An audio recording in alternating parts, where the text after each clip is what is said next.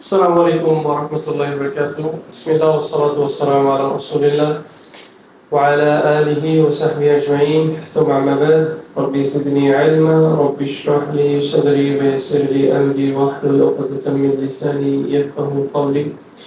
اللهم علمنا ما ينفعنا وارفعنا بما علمتنا وزدنا علما يا رب العالمين. আলহামদুলিল্লাহ, এটা আল্লাহ সুবহানাহু ওয়া তাআলা অনেক বড় একটা নিয়ামত আমাদের জন্য। এবং আসলে যুগের সাথে যে সবকিছুই আপডেটেড হচ্ছে।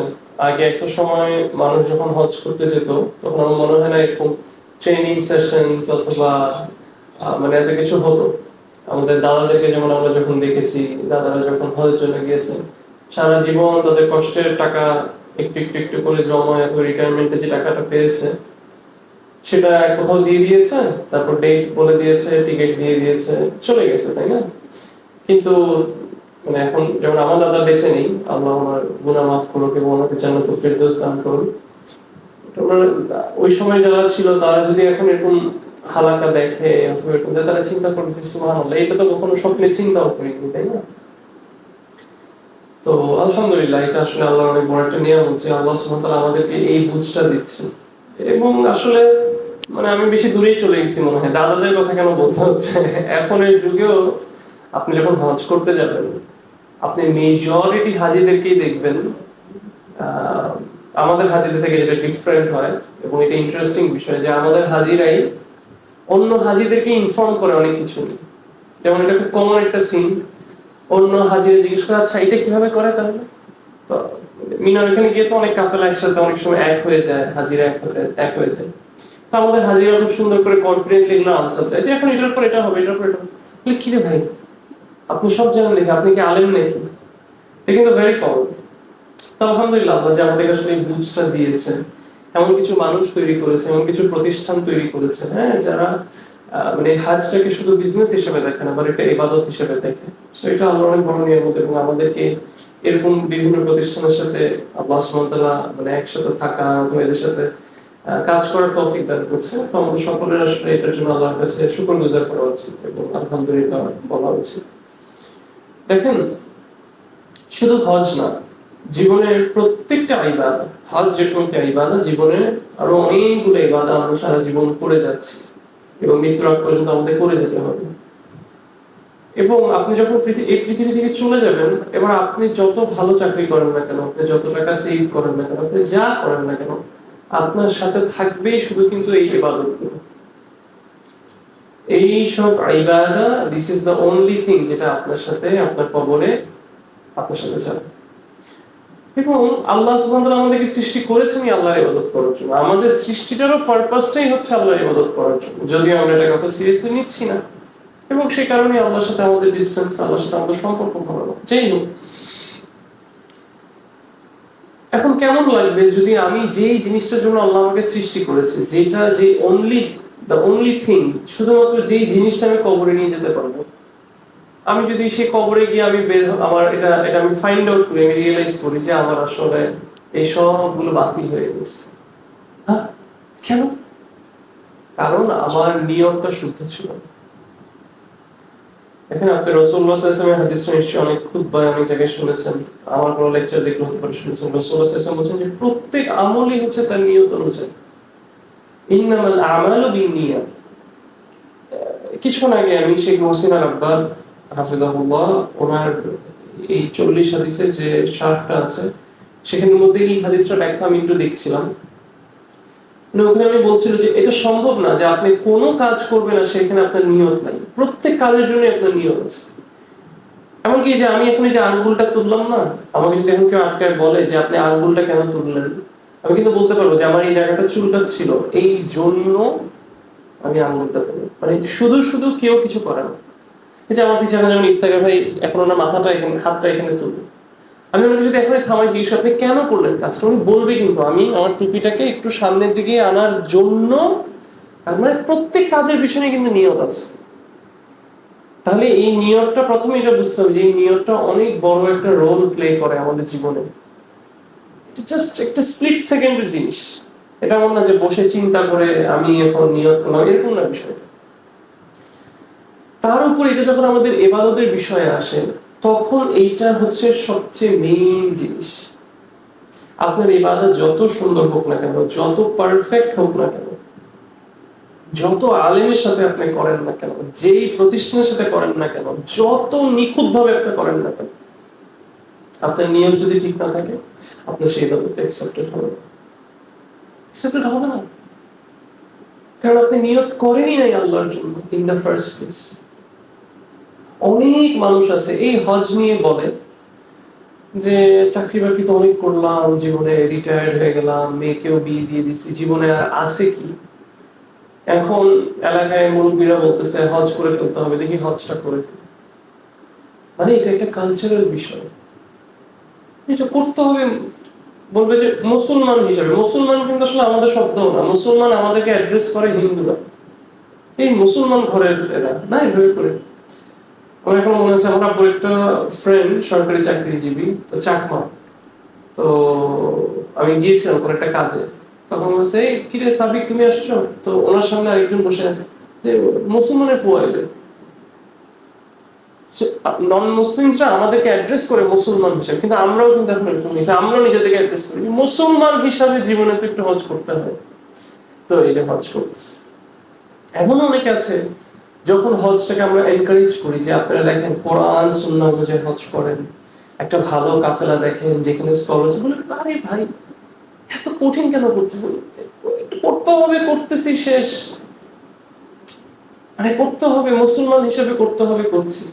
তাহলে এই মানুষটা এইবার তার কষ্টের টাকা দিয়ে, কষ্টের শ্রম দিয়ে, এই হজ এমন একটা ইবাদত, এটা কেমন ইবাদত, যেমন রোজার মধ্যে আপনার কি, আপনি যে শারীরিক না খেয়ে থাকতেছেন, শারীরিক একটা ডিফিকাল্টি। যাকাত কি, টাকার ইবাদত, তাই না? কিন্তু হজ যেমন একটা ইবাদত, এখানে টাকাও খরচ হয়, শারীরিক শ্রমও দিতে হয়, সবকিছু কম্বাইন, তাই না? এবং স্কলার্স এত সুন্দর করে বলেন যে হজ এমন একটা ইবাদত যেখানে ইসলামের সকল বিষয়ের একটা কনসেপ্ট এখানের মধ্যে আপনি পাবেন। তাওহীদের কনসেপ্ট আপনি এখানের মধ্যে পাবেন, অহংকার ত্যাগ করা, আল্লাহর জন্য স্যাক্রিফাইস করা, আল্লাহকে সবচেয়ে বেশি ভালোবাসা, শয়তান থেকে পানাহ চাওয়া, সেফটি চাওয়া আল্লাহর কাছে। এগুলো আমরা আরো অন্য সেশনে আরো এগুলো অনেক ডিসকাশন চাই, কিন্তু মেইন কথা হচ্ছে এই হজটা জীবনের অনেক বড় একটা ইবাদত। যদি পয়েন্ট যে রাসূলুল্লাহ সাল্লাল্লাহু আলাইহি ওয়াসাল্লাম কি বলছেন, যে এই ইবাদতটা কেউ যদি সুন্দর করে করে তাহলে সে ঘরে ফিরবে একটা নিউবর্ন বেবির মতো। নতুন বাচ্চা যখন পৃথিবীতে আসে সে মাসুম হিসেবে আসে, হ্যাঁ, একদম পাপ মুক্ত হয়ে সে আসে, তাই না? একজন যে সুন্দর করে হজ করতে, তাহলে এই যে যে হজটার কথা বলা হচ্ছে, এই হজটা হইতে হবে আল্লাহর জন্য, এটা হচ্ছে নিয়তের গুরুত্ব। এবং শুধু হজ না, জীবনে সবকিছু। এবং এইটাই একটা জিনিস যেটার জন্য আপনার টাকা পয়সা কোনো কিছু লাগবে না, মানে প্রি রেজিস্ট্রেশন করার জন্য তো টাকা দিতে হয়, তাই না? কিন্তু নিয়ত করার জন্য আপনার কোনো টাকা দিতে হবে না, এটা একান্ত আপনার এবং আল্লাহর মধ্যে। আপনি মন থেকে আল্লাহর কাছে এটা এই নিয়তটা করা যে আল্লাহ আমি তোমার জন্য হজ করব, তুমি আমাকে রাস্তা করে দাও। এই যে এইটাকে যদি আপনি পিওরলি সিনসিয়ারলি করতে পারেন, আপনার এই একটা নিয়ত যে আপনাকে কত দূর নিয়ে যাবে এটা আপনার কোনো আইডিয়া নেই। সুবহানাল্লাহ। এইবার আমি হজে গিয়ে একজন ভাইয়ের কথা শুনলাম, উনি নাকি এখন হজে মারা গিয়েছে, বাংলাদেশের একজন, আমি ওনার নামটা আমার এখন মনে আসছে না। ওনার নাকি হজে যাওয়ার খুব ইচ্ছা ছিল, কিন্তু ওনার হজে টাকা ছিল না। একদিন হঠাৎ করে ওনার ফোনে অথবা ওনার অ্যাকাউন্টে কে নাকি বিদেশ থেকে টাকা পাঠিয়েছে র্যান্ডমলি। জানেন এটা কার কাহিনী? একজন, এটা এটা খুব ফেমাস গল্পটা, আমাদের বাংলাদেশের একজন একজন ভাই, ওনার অ্যাকাউন্টে একদিন হঠাৎ আউট অফ নোওয়্যার টাকা আসে, বিদেশ থেকে একজন টাকা পাঠায়। কেন? সে হজ করার জন্য কাউকে স্পন্সর করতে চাচ্ছে সেই ইয়েতে। আমি যতটুকু স্টোরিটা জানি যে এটা এমন না যে উনি অ্যাপ্লাই করছে অথবা কোনো কিছু, উনি জাস্ট নিয়ত করছে। একটা আননোন মানুষ, আপনি বুঝতেছেন, অন্য পৃথিবীর অন্য কোন একটা জায়গা থেকে, মানে আমি নিয়ত করছি আমাকে টাকা পাঠিয়ে দিল, কোত্থেকে আমি জানি না। পরে ওই লোকটা উনি নাকি হজ করেন, এবং হজে উনি নিয়ত করেন যে আল্লাহ আমি তো হজ অনেক ভালোবাসি, তুমি আমাকে প্রত্যেক বছর হজ করো। তারপর উনি নাকি প্রত্যেক বছর হজ করেন, এরপর কয়েক বছর আগে উনি নাকি হজেই মারা যায়। বাংলাদেশের একজন, ইফতার ভাই ওনাকে চিনেন? কি ওনার নাম কি? হ্যাঁ, বাংলাদেশের একজন। আচ্ছা, যাই হোক, এরকম একটা, মানে আমি শুনে সব গল্পটা আমি শুনে, তো এটা হচ্ছে মেইন বিষয়। মানে আপনার আপনার হাতে আপনি বলতে পারেন ভাই আমার এরকম ইনকাম নেই, ভাই আমার এরকম সেভিংস নেই, ভাই আমার এরকম শারীরিক অবস্থা নেই, ঠিক আছে, এই সবগুলো জিনিস আপনি বলতে পারেন নাই নাই নাই নাই নাই, কিন্তু নিয়তটা একটা জিনিস যেটা আপনার হাতে আছে আছে আছেই আছে। অবশ্যই এটা আল্লাহ তৌফিক দিতে হবে, বাট আমি যেটা বলতে চাচ্ছি যে এটার জন্য আপনার কোনো শ্রম দিতে হবে না, তো কোনো কিছু, জাস্ট আপনার মন থেকে একটা আল্লাহর সাথে একটা কানেকশন। এবং ওই হাদিসে রাসূলুল্লাহ বলেছে ওয়ালিকুল্লি ইমরিইন মা নাওয়া, সে যেটা নিয়ত করবে সে সেই অনুযায়ী এটার আউটকামটা সে করবে। তার মানে আসলে আপনার হজটা কি সাকসেসফুল হবে নাকি হবে না, সহজ হবে নাকি কঠিন হবে, কবুল হবে নাকি হবে না, সবকিছু শুরু হয়ে যাচ্ছে প্রত্যেক আপনার নিয়ত। অতএব বেশি লম্বা করবো না, আপনাদের দেরি হয়ে গেছে, আমাদের সেশন আর লম্বা হয়েছে, অল্প করেই বলবো, কিন্তু কথাটা যাতে আমরা অন্তরে নিয়ে যেতে পারি। জীবনের শুধু হজ না, আজকে থেকে মৃত্যুর আগ পর্যন্ত এই আল্লাহর জমিনে যতদিন আল্লাহর বান্দা হয়ে থাকবে, প্রতিটা কাজ করার আগে নিয়ত করার চেষ্টা করবে।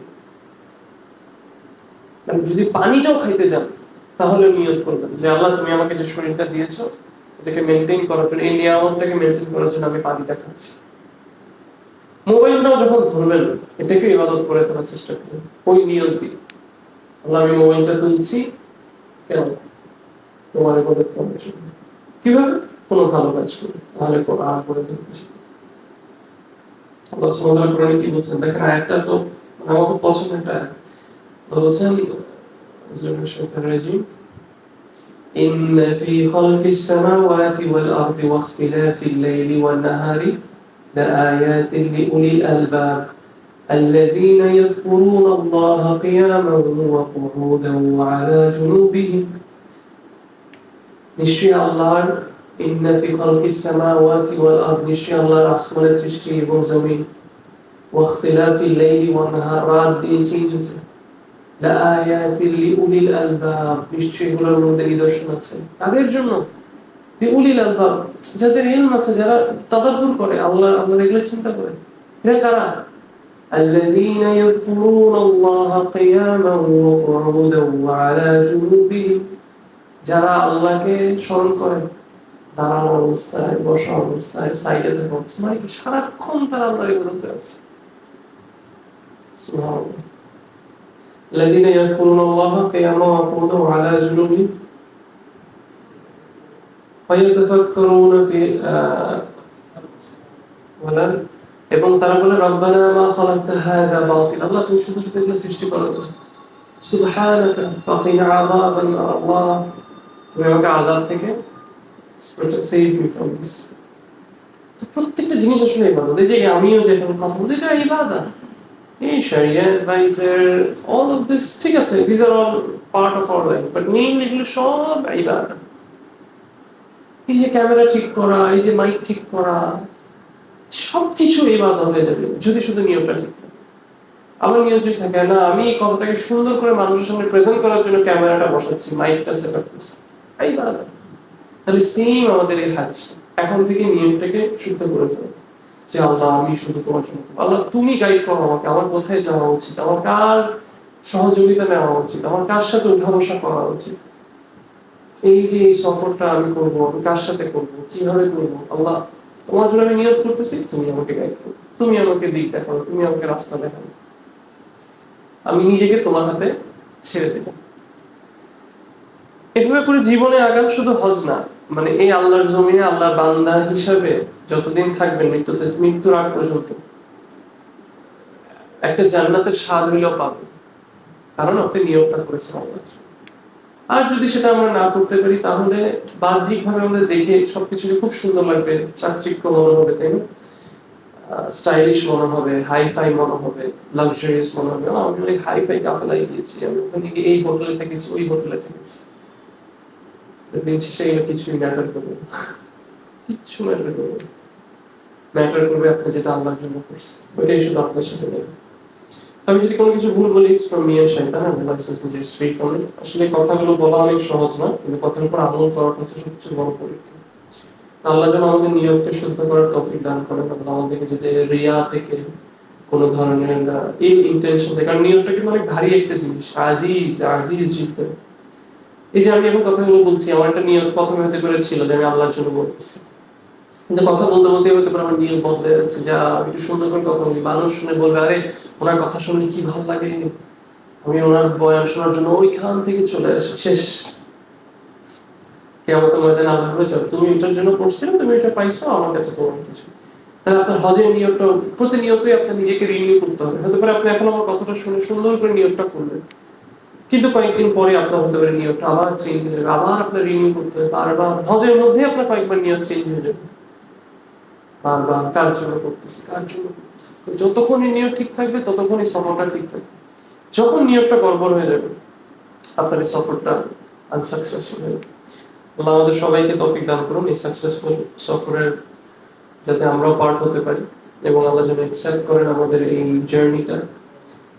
আরো অনেক কিছু বলার আছে ইনশাআল্লাহ, আপনাদেরকে আমি ইনভাইট করছি আমাদের ফিউচার যত সেশন আছে আসবেন, হজ করেন বা না করেন আসবেন, যাতে অন্তত মানে আমাদের এক্সপেরিয়েন্স আপনাদের সাথে শেয়ার করে সেই স্বাদটা আপনাদেরকে একটু টেস্ট করাতে পারি, ওই স্বপ্নটা যাতে আপনাদেরকে দেখাতে পারি, ওই লোভটা যাতে আপনাদেরকে লাগাতে পারি।